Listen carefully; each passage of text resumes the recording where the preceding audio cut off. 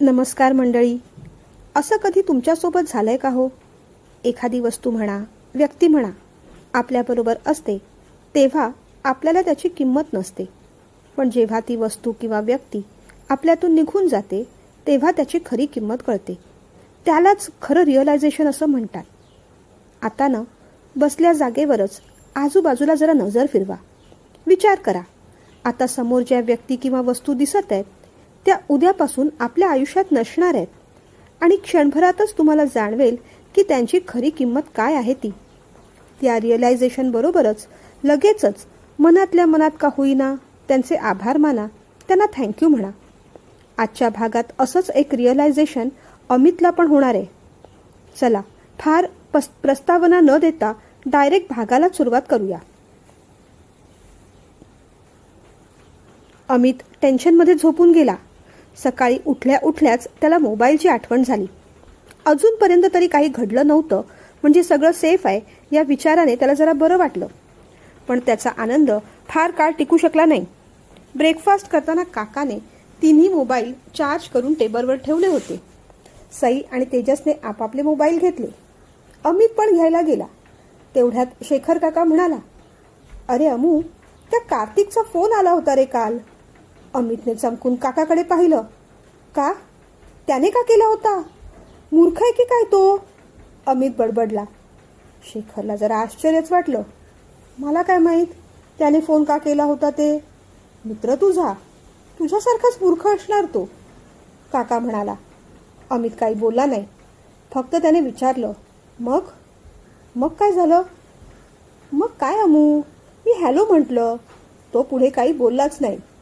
मला वाटलं कदाचित रेंजमध्ये काहीतरी प्रॉब्लेम असेल, परत फोन करूया.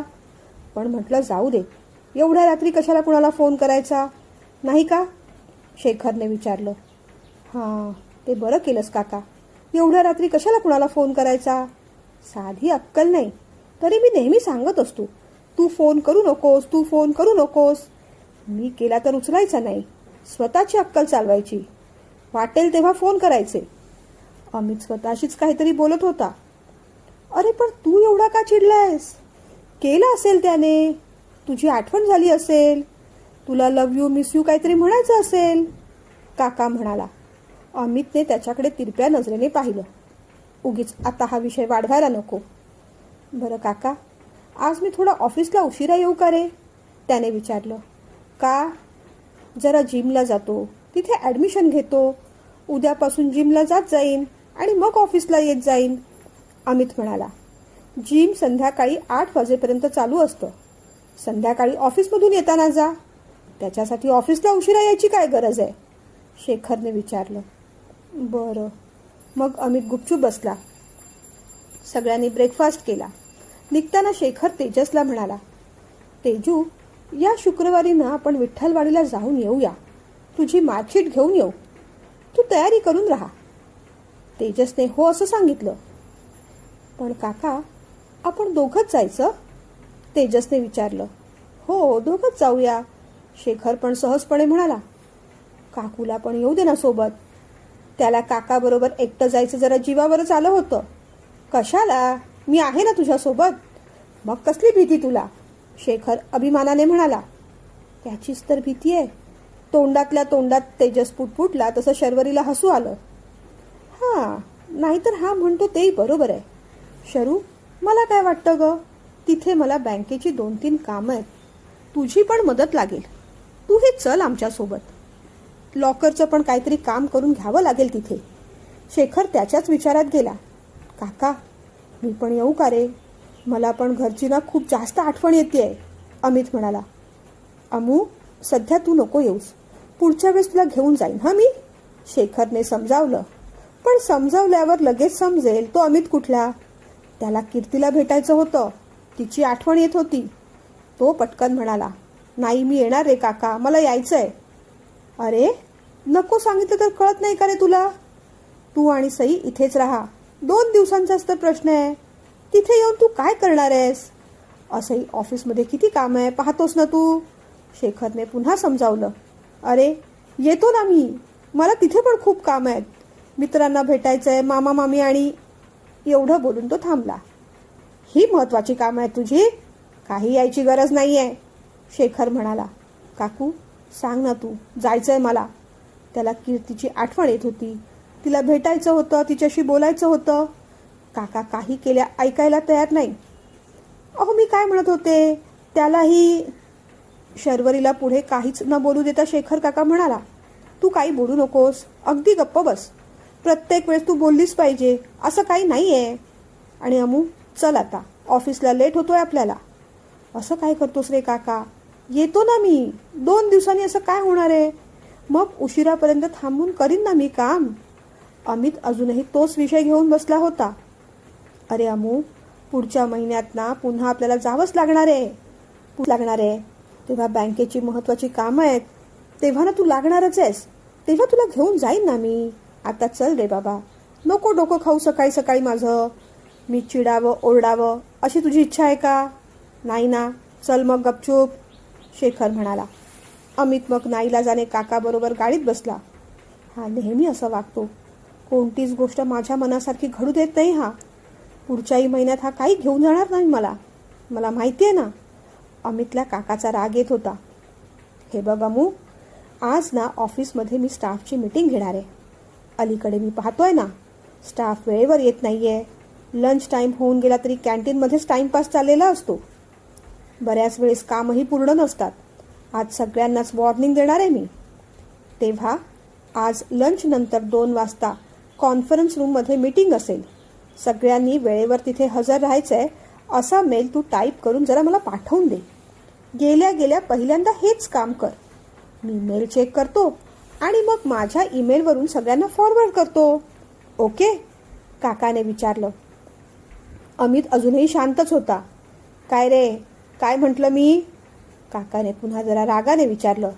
मी नाही करणार जा तुझं काम. रागाने अमित म्हणाला तसं शेखरला जाम राग आला. असं वाटतं ना तुला एक सणसणीत मुस्काटीत इथेच ठेवून द्यावी. दादा कसं काय तुला सहन करत होता कुणास ठाऊक. शेखरही रागानेच म्हणाला.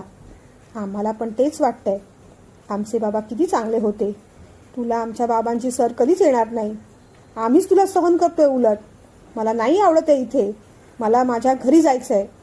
रागाच्या भरात अमित भलतंच काहीतरी बोलून गेला. शेखर त्याच्याकडे पाहतच राहिला. अमित पण त्याच्याकडे पाहत राहिला. आपण बरंच काही चुकीचं बोलून गेलो असं त्याला वाटलं. आता काका जाम ओरडणार किंवा एखादा फटका तरी देईल असंही वाटलं.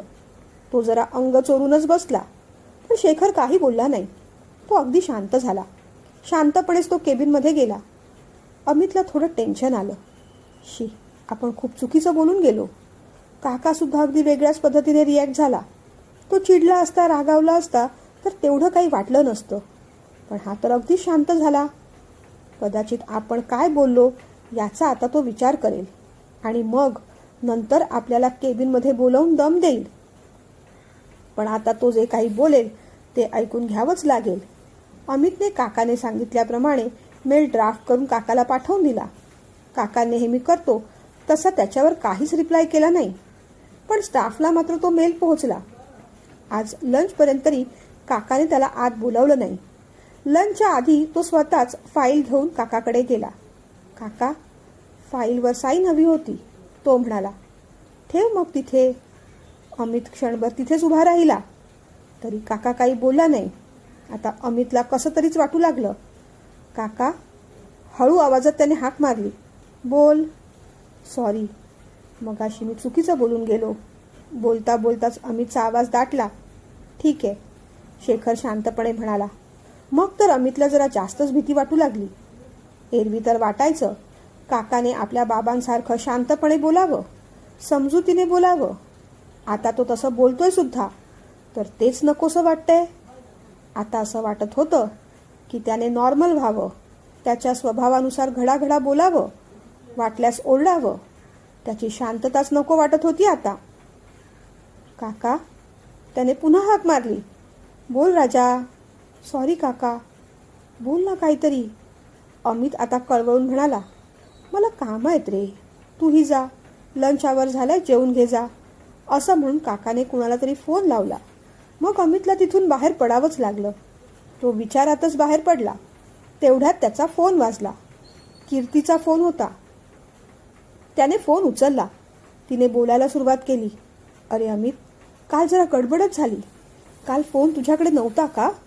बहुतेक तुझ्या काकांनी उचलला होता फोन, ती म्हणाली. तुला सांगितलं नव्हतं का कीर्ती मी 10 नंतर फोन त्याच्याकडे असतो म्हणून? कशाला केला होतास तू फोन? तो वैतागत म्हणाला. अरे पण तेव्हा 10 वाजले नव्हते. 10ला 2-4 मिनिटं होती म्हणून केला मी. आणि तुझा मिस कॉल दिसला म्हणून केला. मला वाटलं काहीतरी महत्त्वाचं बोलायचं असेल तुला माझ्याशी. बरं जाऊ दे, मला सांग, तेजूचा रिझल्ट लागला ना? छान मार्क पडले असतील ना? आई बाबा माझ्याकडून त्याला कॉंग्रॅच्युलेशन सांग. आणि तुम्ही कधी येणार आहे इथे? तिने विचारलं. माहीत नाही ग, आणि मी येणार नाहीये. काकाने नको असं सांगितलंय. तेजू काका काकू बरोबर येऊन जाईल तिथे. अरे असं कसं म्हणतोयस तू? तू तर म्हणाला होतास ना तू पण येणार म्हणून. आणि सगळ्या गोष्टी काकाच्या कार्य ऐकतोस. तुला तुझं आयुष्य आणि मत नाही का?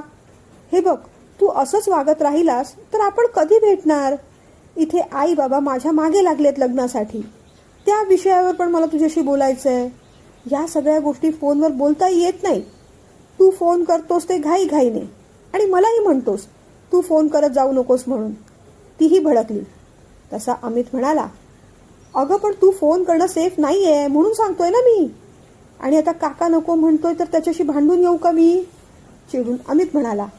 मग आजचा राग आता कीर्तीवर निघत होता. माझ्यावर काय चिडतोयस? एरवी मी तुला कधी फोन करते का? यापुढे सुद्धा करणार नाही. मला माझी बरीच कामं आहेत. आजपासून मी ऑफिस जॉईन केलं तेच सांगायला तुला फोन केला होता. तुला बोलायचं नसेल तर मलाही नाही बोलायचंय तुझ्याशी. ठेवते मी फोन. असं म्हणून तिनेही रागाने फोन ठेवून दिला. अमितला आता सगळ्यांचाच राग येत होता. कसलं तरी वाईट पण वाटत होतं. लंच नंतर काकाने मीटिंग घेतली. सगळ्या स्टाफला चांगलंच फैलावर घेतलं. तो चांगलाच भडकला होता. त्यानंतर तर त्याच्या केबिनमध्ये जायला अमितला जास्तच भीती वाटू लागली. बाटलीत पाणी भरायला म्हणून तो कॉफी मशीनजवळ गेला. तिथे अवनी पण होती. अमित टेन्शनमध्ये आहे पाहून तिने विचारलं, आज सर जरा जास्तच भडकले नाही? तो काही बोलला नाही. तुमच्यावर पण रागावलेत की काय? ते विचारल्यावर मात्र त्याने तिच्याकडे रागाने पाहिलं. नाही म्हणजे मला एवढंच विचारायचं होतं की तुम्हाला कामाचं प्रेशर असेल तर उद्यापासून माझा डेटा मी भरत जाईन. आता हळूहळू काम जमायला लागलंय मला, ती म्हणाली. बरं, भरा मग तुमचा डेटा तुम्हीच. वैतागत तो सीटवर येऊन बसला. ती पुढे काही बोलली नाही. आज ऑफिसमध्ये सगळ्यांचाच मूड खराब आहे. उगीच कुणाच्याच भानकडीत न पडलेलं बरं असा विचार करून ती पण सीटवर येऊन बसली. संध्याकाळी नेहमीप्रमाणे काका म्हणतो तसं, काम झालं असेल तर चल अमू, निघूया. मी थांबलोय खाली, गाडी काढतो. असं काही बोलला नाही. एकटाच सरळ उतरून खाली गेला. अमितने मग घाईघाईने फाईल्स बंद केल्या. हा आपल्याला इथेच सोडून जातोय की काय अशीच भीती वाटली. गाडीमध्ये तरी त्याच्याशी बोलायचंच होतं. मग त्याने अवनीला रिक्वेस्ट केली, प्लीज माझा लॅपटॉप तेवढा बंद कराल का? मला निघायचंय. हो करते मी, निघा तुम्ही. सर पण निघालेत ना? त्याने चटकन बॅग उचलली आणि धावत पळतच तो काकाच्या मागोमाग लिफ्टपर्यंत गेला. तो येतोय ते पाहिलं काकाने, पण लिफ्ट काही थांबवली नाही. अमितला फार वाईट वाटलं. धावत पळतच तो खाली पोहोचला. काकाची लिफ्ट पोहोचायच्या आधीच तो खाली होता. बिचारा धापा टाकत होता. काकाने गाडी काढली. काका काही बोलायच्या आधीच तो काकाच्या बाजूला जाऊन बसला. एरवी काकाला बोलायचं असायचं, काहीतरी लेक्चर द्यायचं असायचं, पण अमित त्याच्या आधीच एअरपॉडचे इयरपॉड काढून गाणी ऐकत बसायचा. आज त्याने तसं केलं नाही. आज वाटत होतं काकाने काहीतरी बोलावं, पण आज काकाच शांत होता. काकाने गाडी स्टार्ट केली. काका बोल ना काहीतरी, हळू आवाजात अमित म्हणाला. घरी गेल्यावर बोलायचंच आहे मला. आता तू घरी गेलास ना की स्वतःच्या बॅग्स भरून ठेवायच्या. उद्या सकाळी आपण सगळेच विठ्ठलवाडीला निघतोय. ऐकून पहिल्यांदा थोडं अमितला बरं वाटलं. सगळेच हा शब्द मनाला थोडा दिलासा देऊन गेला. सगळेच म्हणजे कोण कोण काका? त्याने भीतीने विचारलं. सगळ्यांमध्ये कोण कोण येतं अमू? काकाने उलट विचारलं. म्हणजे आपण दोघं, सई, तेजू आणि काकू. हो ना? त्याने कन्फर्म करून घेतलं. हो. हां, मग ठीक आहे. एकदम रिलॅक्स होऊन तो टेकून बसला आता. आता इयरपॉड काढायला काहीच हरकत नव्हती. आपला विठ्ठलवाडीला जायचा हट्ट काकाने पूर्ण केला. त्याला त्याच्या चुकीची जाणीव झाली. विचारानेच त्याला अगदी बरं बरं वाटत होतं. इयरपॉड काढून कानात घालणार तेवढ्यात काका म्हणाला, जाताना सगळ्यांनीच जायचंय, येताना आम्ही चौघच परत येणार. ऐकून अमितला धक्काच बसला. तो काकाकडे पाहू लागला. हे बघ, आता गेल्यावर तू तुझ्या सगळ्या बॅग्स भरून ठेव. उद्या पहाटे आपण निघणार आहोत. मला आणि शरूला काहीतरी बँकेचं काम आहे, ते आम्ही करणार. तेजस त्याची मार्कशीट घ्यायला जाणार आणि परवा सकाळी आम्ही परत येणार. तू तिथेच राहणार. काका म्हणाला. काका? अमितचं हृदय आता धडधडू लागलं. मी नाही राहणार तिथे. तुमच्यासोबत परत येणार आहे मी. तो म्हणाला.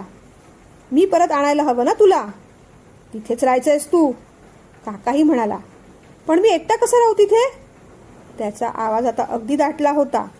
जा तुझ्या बल्लाळ मामाकडे, नाहीतर त्याला तिथे राहायला बोलव. मला काय विचारतोस? शेखर पण रागानेच म्हणाला. अरे नको ना, सांगितलं ना मी एकदा, मला नाही राहायचंय तिथे म्हणून. मला इथेच राहायचंय. अमित कळवळून म्हणाला. गप्प बस.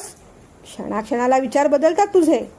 सकाळी काहीतरी भलतंच बोलत होतास, आता काहीतरी भलतंच सांगतोयस मला.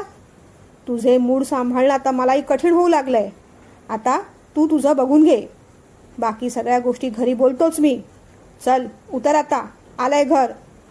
एरवी ऑफिसमधून घरी आले की अमित मोठ्या मोठ्याने बेल वाजवायचा आणि हसत हसत आत यायचा. पण आज उलट झालं होतं.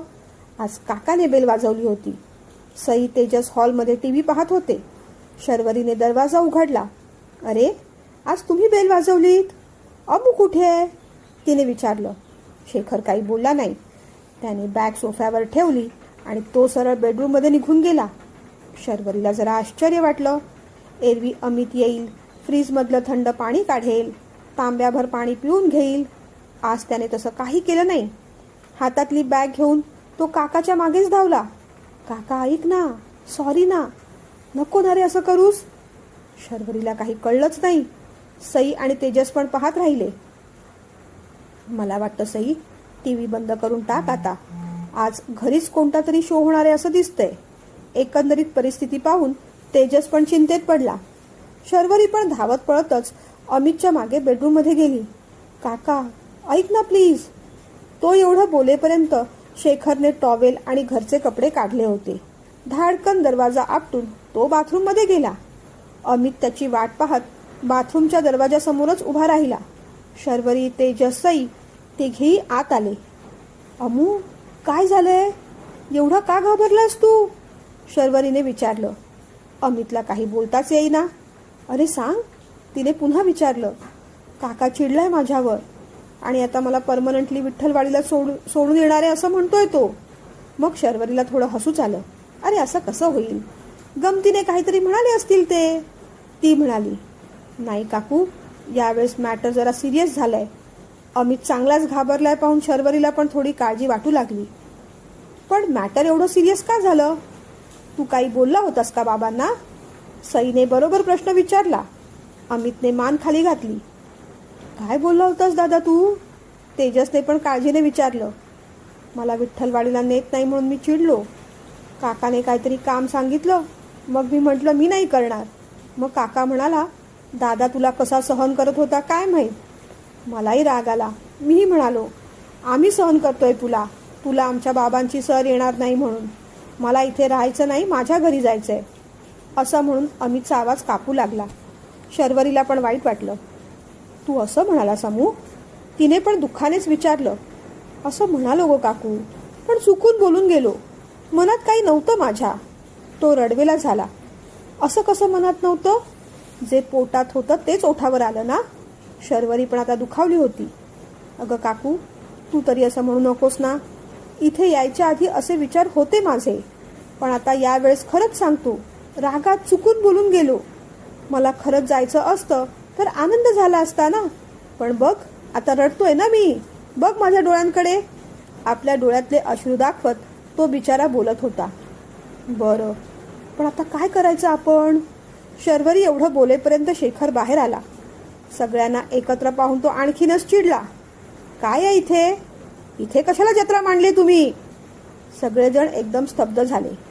नाही, तसं बरं झालं तुम्ही सगळे एकत्र जमलात. मला आता बोलायचंच आहे सगळ्यांशी. उद्या पहाटे आपण सगळेच विठ्ठलवाडीला निघतोय. उद्याच्या दिवसात तेजस त्याची मार्कशीट घेऊन येईल. शरू, तू आणि मी बँकेत जाऊन येऊ. सई बेटा, तू थोडा वेळ तिथे घरीच थांब. आणि मग काकाने अमितकडे पाहिलं. ह्याला काय करायचं ते त्यालाच ठरवू दे. त्याला त्याच्या मित्रांना भेटायचंय, बल्लाळ मामाला की आणखीन कुणाला. उद्या भेटू देत, परवा भेटू देत, वर्षभर भेटत राहू देत. आपल्याला त्याच्याशी काही घेणं देणं नाही. परवा सकाळी आपण चौघं परत येतोय. तो तिथेच राहणार आहे परमनंटली. शेखर भडकला. अहो जाऊ देत आता. काहीतरी रागाच्या भरात बोलून गेला असेल तो. तुम्ही पण कुठे मनावर घेता? शर्वरीने हळू आवाजात समजावून पाहिलं. एरवी तू म्हणत असतेस ना, तुमचा पुतणे आहे काय ते पाहून घ्या. मग यावेळेस मीच तुला सांगतो, माझा पुतणे आहे ना, मी काय ते पाहून घेईन. तू गप्प बस. तू जा तयारी करायला. लवकर जेवूया, लवकर झोपूया. उद्या पहाटे निघायचंय आपल्या सगळ्यांना. सई, तेजस, तुम्ही याच्या कपड्यांच्या सगळ्या बॅग्स भरून ठेवायच्या. याचं एकही सामान इथे राहता कामा नये. सई आणि तेजस घाबरून पाहतच राहिले. अरे जा, त्यालाही बरोबर घेऊन जा. इथे नकोय तो मला. शेखर आणखीनच भडकला. शर्वरी, जेवणाचं बघ जा. लवकर जेवून झोपायचंय मला. उद्या बराच वेळ ड्रायव्हिंग असणार आहे. काकू मग किचनमध्ये गेली. काय करावं सुचतच नव्हतं. अमित पण तिच्या मागोमाग किचनमध्ये गेला. सई आणि तेजस तिथेच उभे राहिले. अरे काय सांगितलं तुम्हाला? जा, त्याच्या बॅग्स भरा. सई बाहेर पडली. तेजसने हळूच काकाला विचारलं, काका, खरोखरच भरायचे आहेत की दादाला घाबरवायला उगीच खोट्या खोट्या? शेखरने मग त्याच्याकडेही रागाने पाहिलं. नाही, खरोखरच भरतो मी बॅग, असं म्हणत मग तोही बाहेर पडला. काकू, मला नाही जायचंय. तुला सोडून तर अजिबात नाही. काकूचा हात पकडून अमित बोलत होता. तो आता रडकुंडीला आला होता. आता मी तरी काय करू अमू? तरी मी तुला किती वेळा सांगत असते रे, जेव्हा जेव्हा राग येईल तेव्हा तेव्हा उलटे आकडे म्हणत जा. तोंडावर कंट्रोल नाही का रे तुझा? राग आला की आकडे उलटे म्हणायचे ते लक्षातच राहत नाही ना काकू. आधीच राग येऊन जातो. तो म्हणाला. हो ना, मग जा आता, बॅग्स भर. नको नको, तसं नकोय मला. तू बोल ना काकाशी. अमित म्हणाला. हे बघ, ते आता भडकले. उद्या आपण विठ्ठलवाडीला जाऊया. तोपर्यंत त्यांचा राग थोडा शांत झालेला असेल, मग बोलते मी. आता जा तूही. तू इथेच आहे म्हटल्यावर आणखीन भडकतील. जा तुझ्या रूममध्ये. डोळे पुसतच अमित आपल्या रूममध्ये आला. अमित आणि सई त्याच्या बेडवरच बसून होते. तेजू, दादा पण एक नंबर वेडा आहे. अरे, लोक पिंजऱ्यातल्या सिंहाला पण चिडवायला घाबरतात आणि हा तर जंगलातल्या सिंहाला धक्का देऊन आला. आणि हे नुसतं आजचं नाही, याचं मध्ये मध्ये त्या सिंहाला हा धप्पा मारतच असतो सारखा सारखा. आता पाहिलंच ना काय झालं ते, सई म्हणाली. पण सई, आता काय होईल ग? काका त्याला तिकडे एकट्यालाच ठेवतील? तेजसने जरा भीत भीत विचारलं. नाही रे, तसं काही होणार नाही. त्याला शिक्षा म्हणून काही दिवस ठेवतील तिथे. पण एक दिवस, एक आठवडा, एक महिना की एक वर्ष ते बाकी माहीत नाही. पण परमनंटली तिकडे नाही ठेवणार त्याला. माझ्या बाबांना ओळखते ना मी, ती कॉन्फिडेंटली म्हणाली. अगं, पण एक वर्ष ठेवलं तरी तो तिथे कसा राहील? तेजसने विचारलं. आणि तेवढ्यातच अमित आत आला. दादा, नको काळजी करूस. काका सध्या चिडले आहेत ना, म्हणून असं बोलतायत. तेजसने समजावलं. हो रे दादा, तेवढं काही सिरियस मॅटर नाही ते. डोंट वरी. आणि हे बघ, तू आता जितका जास्त हट्ट करशील ना, तितके तेही हट्टाला पेटणार. ते म्हणतायत तसंच कर. सध्या गुपचूप बॅग्स भर. उद्याचं उद्या पाहू. असं म्हणत सईने बॅग काढली. त्याचे थोडेफार कपडे भरले. तेवढ्यात शेखर तिथे आला. झालं का त्याचं सामान भरून?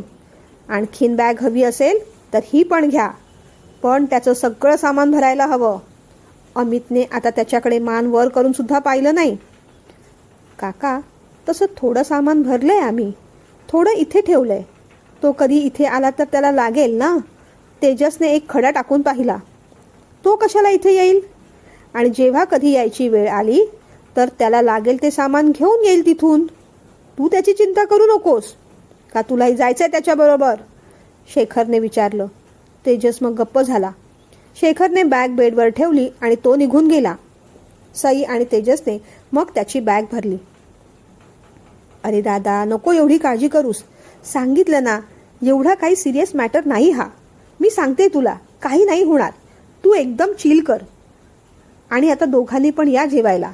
लवकर झोपावं लागेल, असं म्हणून सई बाहेर पडली. तेजसला थोडं टेन्शन येऊ लागलं. त्याने दादाच्या खांद्यावर हात ठेवला. दादा, समजा काकांनी तुला तिथेच राहायला सांगितलं तर काय करायचं रे? त्याने विचारलं.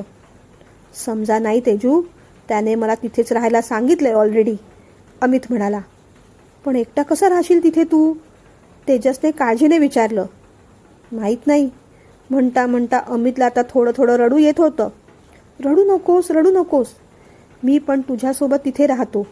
तुला एकटं पडू देणार नाही मी. तेजसने भावाला जवळ घेतलं.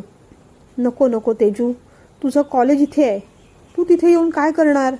आणि तू इथे असलास तर निदान काकाला कन्व्हिन्स तरी करू शकशील. आपण दोघेही तिथे गेलो तर मग इथे परत यायचे सगळेच रस्ते बंद होतील. आणि तसंही काकू म्हणाली आहे की उद्या बोलणार आहे काकाशी. पण आता मला भीती वाटते, अमित म्हणाला. जाऊ देत. आता जे घडलं ते घडलं. त्यावर फार विचार करू नकोस. तेजसने मग बॅग्स बंद केल्या. त्याला म्हणाला, चल जेवायला. नको, जा तू, मला भूक नाहीये. मी नाही येणार आहे जेवायला. त्याची मनस्थिती तेजसला कळत होती. त्याने पण फार फोर्स केला नाही. तो बाहेर आला. आज सगळ्यांचीच संध्या राहिली होती. शेखरने पण काही विषय काढला नाही. सगळेजण जेवायला बसले. काकूने आज फक्त खिचडी भातच केला. तिने सई तेजसला वाढलं. अमू कुठे आहे रे? तिने वैतागत विचारलं. त्याला जेवण नको असं म्हणतोय, तेजूने सांगितलं. शर्वरीने डोक्याला हात लावून घेतला. नसेल जेवायचं तर राहू दे उपाशी. काही कुणी बोलवायला जाऊ नका. तू मला वाढ शरू, शेखर म्हणाल्यावर शर्वरीने त्यालाही जेवण वाढलं. आणि तूही बस, तुझं जेवण गार होईल, शेखरने शर्वरीकडे पाहत म्हटलं. मला नकोय जेवायला, तीही रागानेच म्हणाली. उगीच नाटकं करू नका. उद्या प्रवास आहे. गुपचूप जेवून घ्या. अमू जेवल्याशिवाय मी जेवणार नाही, काकूने स्पष्टपणे सांगून टाकलं. शेखरने तिच्याकडेही रागाने पाहिलं आणि मग सईला सांगितलं. सई जा, त्याला मी बोलावलंय म्हणून सांग. सई गुपचूप गेली. अमितला घेऊन बाहेर आली. जेवून घे गुपचूप, शेखर म्हणाला.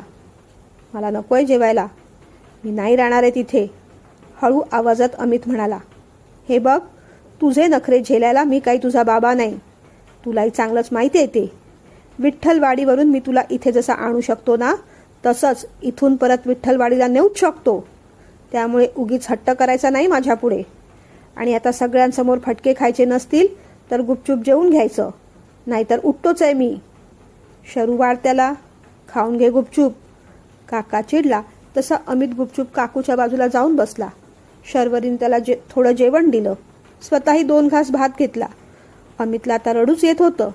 शर्वरी नंतरची आवराआवर करायला थांबलीच नाही. ती सरळ बेडरूममध्ये निघून गेली. आज सगळी आवराआवर तेजस आणि सईनेच केली. अमित पण त्याच्या रूममध्ये निघून गेला. पहाटे शर्वरीने सगळ्यांनाच उठवलं. 5 वाजता सगळेजण गाडीत बसले. तेजस आज काकाबरोबर पुढे बसला होता. अमू काकूच्या बाजूला मागे. गाडीत फार कोण कुणाशी बोलत नव्हतं आज. सकाळ होती त्यामुळे सई आणि तेजस झोपले. अमितने पण डोळे बंद केले. पण झोप कुठली यायला?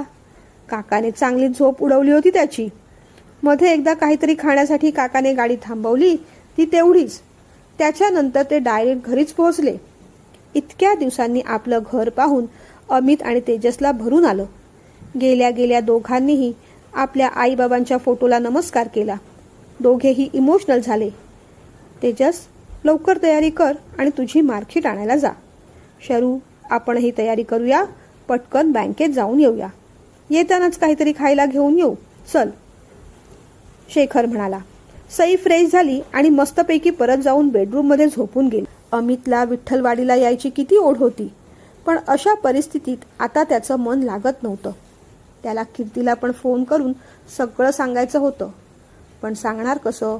सगळे घरी होते आणि त्याहून मुख्य म्हणजे आज त्याचा मूड नव्हता. बाहेर सोफ्यावर बसल्या बसल्याच त्याला झोप लागली. शर्वरी शेखर बँकेत गेले. तेजस त्याच्या कामासाठी बाहेर पडला. दुपारपर्यंत सगळेच जण परत आले. जेवण झालं. दुपारी थोडी विश्रांती करून काका देवळात जाण्यासाठी बाहेर पडला. अमू पुन्हा काकूकडे गेला. काकू, मी उद्या येऊ ना परत तुमच्याबरोबर? त्याने विचारलं. हो रे राजा, तू येणारच आहेस. यांचं उगीच काहीतरी असतं. तुला घेतल्याशिवाय मी परत जाणारच नाही तर. समजलं तुला? ऐकून मग अमू कुठे निश्चिंत झाला. काकूवर त्याचा विश्वास होता. संध्याकाळी सुद्धा बाहेरूनच जेवण मागवलं. आता विश्रांती करून घेऊ, उद्या परत निघायचंय आपल्याला. काका असं म्हणाल्यावर अमितला जरा बरं वाटलं. पण अगदी काही क्षणातच काकाने पुन्हा बॉम्ब फोडला. हे बघ अमू, या ड्रॉवरमध्ये 10,000 रुपये कॅश ठेवली आहे. तुझं आणि दादाचं जे जॉईंट अकाउंट आहे तिथे 50,000 रुपये ट्रान्सफर करून ठेवले आहेत मी. लगेच तुला काही नोकरी मिळणार नाही. तोपर्यंत एवढे पैसे लागतीलच तुला. तुला काय करायचं आहे ते विचार कर. नोकरी करणार असलास तर ठीक, स्वतःचा काही बिझनेस करायचा असेल तर तेही ठीक. तुझा निर्णय घ्यायला आता तू मोकळा आहेस. काय करणार आहेस ते कळवत राहा मला. त्या पद्धतीने पैसे मी ट्रान्सफर करत राहीन. हे बघ, पैशाची अजिबात काळजी करू नकोस. तुमच्या बाबांनी तुमचं फ्युचर अगदी सिक्युअर करून ठेवलेलं आहे. तू अगदी काही केलं नाहीस ना तरी आयुष्यभर बसून खाशील. एवढे पैसे कमवलेत बाबांनी तुमच्या. त्यामुळे तू आरामात राहा. तुला इथेच हवंय ना? काका कुसकेपणानेच म्हणाला. पण अमितला आता दरदरून घाम फुटला. मी इथे राहणार नाहीये, मला परत यायचंय. किती वेळा तुला तेच तेच सांगू मी? अमित चिडून म्हणाला. गप्प बस, तेच तेच सांगायची काही गरज नाही मला. कशाला यायचंय तुला तिथे? तुला माझा जाच होतो. इथे कर तू आराम. इथे तुला कुणी त्रास देणार नाही, शेखर म्हणाला. पण मी इथे एकटा कसा राहू? मला सई तेजूची आठवण येईल. काकूची तर खूपच आठवण येईल. तो पण चिडूनच म्हणाला. छान, सई तेजूची आठवण येईल. काकूची तर खूपच आठवण येईल. आठवण येणार नाही ती काकाची. काही कोणाची आठवण येत नाही तुला, रागाने शेखर म्हणाला. अरे तसं नव्हतं म्हणायचं मला. तुझी पण आठवण येईल ना थोडी थोडी, तो म्हणाला. तसं शेखरला थोडंसं हसू आलं, पण त्याने ते कंट्रोल केलं. हे बघ अमू, आता माझा निर्णय झालेला आहे. तू कितीही आदळआपट केलीस तरी तुला आता इथेच राहावं लागेल. यात काहीही बदल होणार नाही. समजलं तुला? असं म्हणत शेखर उठून गेला. असं कसा बदल होणार नाही? मी येणार आहे तुझ्यासोबत परत, अमू बडबडत राहिला. काय बोलावं शर्वरीला पण कळलं नाही. ती पण निघून गेली. सई, तेजस आणि अमित तिघेही सोफ्यावर तसेच बसून राहिले. बसल्या जागेवरच झोपून गेले. सकाळी शेखरने तेजस आणि सईला उठवलं, तयारी करायला सांगितली. आता तर दोघांनाही भीती वाटू लागली. खरोखरच दादाला इथे ठेवतायत की काय असंच वाटू लागलं. सगळ्यांच्या आवाजाने अमितला पण जाग आली. तो पण उठला, आंघोळीला गेला. सगळ्यांबरोबर त्याने पण तयारी करून ठेवली. चला निघूया आपण, शेखरने शर्वरीकडे पाहत विचारलं. तेजू, गाडी काढ जा. त्याने आधी दादाकडे पाहिलं. काय पाहतोयस दादाकडे? तो येणार नाहीये, तो इथेच राहणार आहे. तुलाही विचारतोय, तुलाही राहायचंय का इथे? शेखरने विचारल्यावर तेजसने नाही असं सांगितलं. तो बिचारा गपचूप बाहेर पडला. पाठोपाठ सई. अहो आता राग सोडा, बघा त्याची काय अवस्था झाली आहे. किती हट्ट करता हो तुम्ही? शर्वरीने समजावून पाहिलं. शरू, तुला इथे राहायचं असेल तर राहा खुशाल. त्याच्यासोबत राहा, माझी काही हरकत नाही. मी निघतोय, असं म्हणत शेखर बाहेर पडला. आता मात्र शर्वरीला पण घाम फुटला. काकू, तू नको जाऊस, तू इथेच राहा. त्याला राहू दे एकट्याला, म्हणजे मग बरोबर कळेल त्याला, अमित रागारागाने म्हणाला. अरे ते एकटे कुठे? सई आणि तेजस नाही का तिथे? शर्वरी काकूने समजावलं. अगं पण मी एकटा कसा राहू इथे? त्याने विचारलं. आता मी तरी काय सांगू रे अमू? पाहिलंच ना हे कसं बोलतायत ते. सध्या तू काळजी घे. हे बघ, तुला काही परमनंटली ते इथे ठेवायचे नाहीत. मी त्यांना समजावून, भांडून, चिडून, उपास करून परत घेऊन येणारच तुला. पण सध्या राहा बाबा. शेखरने गाडीचा हॉर्न मारला. शरू, तू येतेस की निघू आम्ही? त्याने बाहेरूनच विचारलं. शर्वरीचा मग नाईलाज झाला. तिने पण भरल्या डोळ्यांनी अमितचा हात सोडवून घेतला. ती गाडीत जाऊन बसली. अमित तिच्या मागे धावत पळत गेटकडे आला. काका, अरे मला खरंच सोडून जाणार आहेस की काय तू? अरे वेडा बिडा आहेस की काय तू? त्याने रागाने विचारलं. शेखरने त्याच्याकडे लक्षच दिलं नाही. त्याने गाडी स्टार्ट केली. अमित गाडी बरोबर पुढे चालत राहिला. इतका दुष्टासारखा नको रे वागूस, पाप लागेल मग. लहान आहे ना मी. अरे ऐकून घे ना प्लीज. यायचंय रे मला आपल्या घरी. इथे नाही राहायचं एकटं. आता उलट नाही बोलणार मी. तसं ठरवलंय मी. ऐक ना रे प्लीज. नको जाऊस. खडूस आहेस का तू? मी पण बोलणार नाही तुझ्याशी. ऐक ना. अरे नंतर तुझ्या वागण्याचा तुलाच पश्चाताप होईल बघ. तुला आठवण पण येईल माझी आणि मला पण येईल ना. अरे मला यायचंय रे. थांबव ना गाडी. ऐकत का नाहीस माझं? थांब ना रे. अमित आता काकावर चिडत होता, रडत होता, राग पण येत होता, संताप होत होता, पण सोबतच आता भीती पण वाटू लागली होती. तो गाडी बरोबर चालत राहिला, पण गाडीचा स्पीड त्याला कुठे पकडायला येणार होता. गाडी भरकन निघून गेली. तो मात्र मागेच राहिला. सगळ्यांनाच वाईट वाटलं. अमित कितीतरी वेळ तसाच थांबून राहिला. येणारे जाणारे लोक त्याला पाहत राहिले.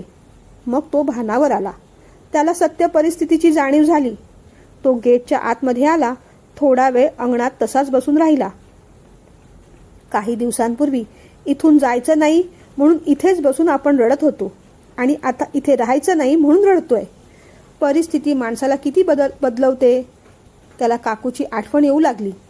तो घरात आला. आईबाबांच्या फोटोसमोर बसून रडू लागला.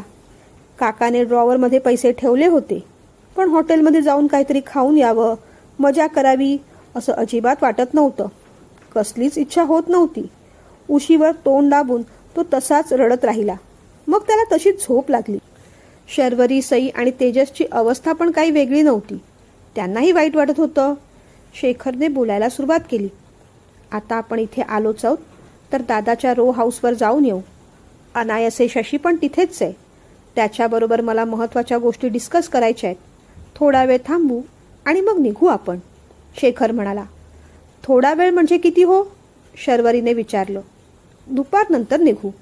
शशी म्हणालाय लंच करायला इथेच या. बरं म्हणत मग शर्वरी किंचित हसली. तेजस सईला वाईट वाटत होतं. दादा तिथे काय करत असेल. त्याला फोन करावासा वाटत होता, पण काका काही बोलतील म्हणून हिंमत पण होत नव्हती. रो हाऊस आल्यावर तेजसला छान वाटलं. कितीदा आईबाबांबरोबर ते दोघं इथे यायचे.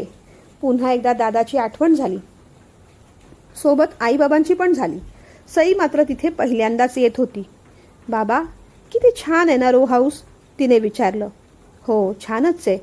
काका काकूंनी छान मेंटेन पण ठेवलं होतं. आता शशीचा मुलगा प्रसाद असतो ना इथे, तो पण चांगली काळजी घेतोय. शेखर म्हणाला. बाबा, प्रसाद इथेच असतो? सईने विचारलं. हो इथेच असतो. शशी मध्ये मध्ये येऊन जाऊन असतो.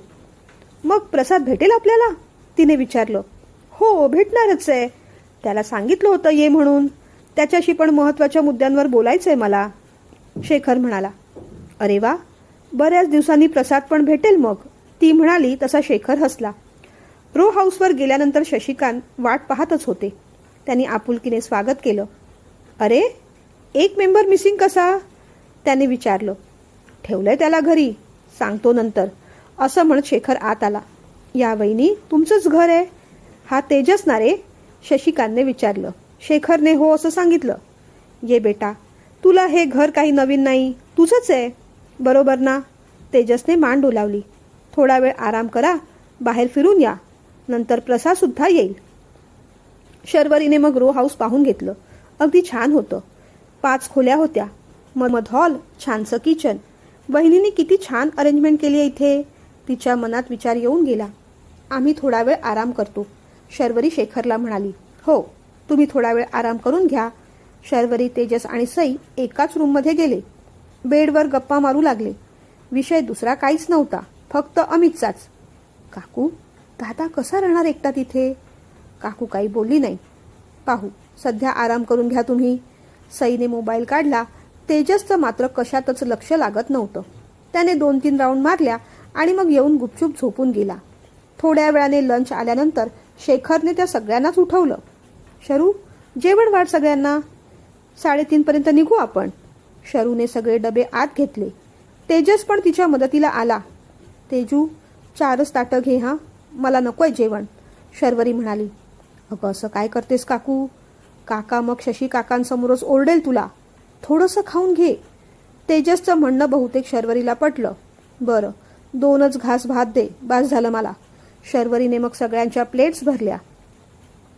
त्याआधी तिने त्याच पेपर फॉईलमध्ये 4 पुऱ्या भरल्या. डब्यात थोडी भाजी भरून घेतली. दुसऱ्या डब्यात थोडीशी बिर्याणी. ही कशाला भरतेस? तेजसने विचारलं. तुला काय करायचंय तेजू? गाडीत खाईन मी, शर्वरी वैतागली. तेजस पुढे काही बोलला नाही. तिने सगळ्यांचीच ताटं बाहेर आणली. ती शेखरच्या बाजूला जाऊन बसली.